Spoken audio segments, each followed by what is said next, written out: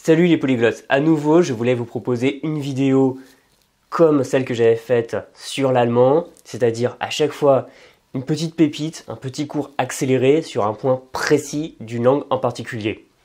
Maintenant je voudrais vous parler de l'italien et plus principalement de la conjugaison. Dans cette vidéo on va donc voir quels sont les trois groupes de verbes en italien et comment les conjuguer au présent de l'indicatif. Comme ça vous pourrez voir comment les reconnaître, comment les différencier les uns des autres pour savoir exactement comment les conjuguer. On va voir ça tout de suite. Donc les trois groupes de verbes italiens qui sont déterminés par leur terminaison en are, ere, iere. Il y a en fait trois groupes et demi, on va le voir. Il y a le premier groupe qui va se terminer en are, comme mangiare, le deuxième groupe qui va se terminer en ere, comme prendere, le troisième groupe en iere, et là il va y avoir deux types de conjugaison différents. On va voir ça. On va commencer par le premier groupe avec les verbes qui se terminent en are. Mangiare, pagare, saltare. Donc manger, payer, sauter.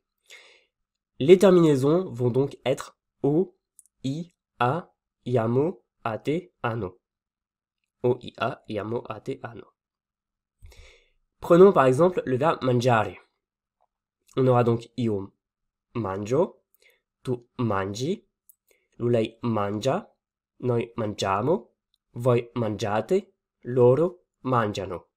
On remarque deux choses d'ailleurs, c'est que même s'il y a un i à la deuxième personne du singulier, vu que le radical de mangiare a déjà un i, il y a un seul i, on ne va pas en mettre deux. Ensuite, sur la dernière terminaison, c'est-à-dire la troisième personne du pluriel, on a donc loro mangiano. L'accent tonique est sur la première syllabe, ou plutôt en réalité avant-dernière. On dit ici, pour utiliser un peu de jargon, que c'est strucciolo, donc que ça a glissé. On va passer à présent au deuxième groupe, qui sera composé des verbes dont la terminaison est ere à l'infinitif. Par exemple, prendere, credere, rispondere. La terminaison est la suivante. O, i, e, iamo, ete, ono. O, i, e, iamo, ete, ono. Io prendo, tu prendi, lei prende, noi prendiamo, voi prendete, loro prendono. Ensuite, on va aborder les verbes en IRE, qui sont le troisième groupe, avec deux types de verbes. Le plus simple, ça va être les verbes comme partire, dormire, servire. La terminaison sera la suivante. O, i, e, iamo, ite, ono. Donc c'est quasiment la même que les terminaisons pour le deuxième groupe. On aura donc pour partire, io parto, tu parti, lei parte, noi partiamo, voi partite, loro partono. Ça se complique avec le deuxième type de verbe du troisième groupe. Ils vont avoir un ISC, un ISCO, un ISCI intercalaire entre le radical et la terminaison. On aura ainsi les verbes du style finire, capire, preferire. Avec ces verbes-là, on aura les terminaisons isco, isci, isce, iamo, ite, iscono. Par exemple, avec le verbe finire, on a io finisco, tu finisci, lei finisce, noi finiamo, voi finite, loro finiscono. Je vous laisse peut-être prendre une capture d'écran si vous voulez, sinon je mettrai ce tableau sur l'article dans lequel je publierai la vidéo, avec le récapitulatif des trois groupes et demi. On a donc le premier groupe are, avec les terminaisons o, i, a, iamo, ate, ano. Le deuxième groupe en ere, o, i, e, iamo, ete, ono.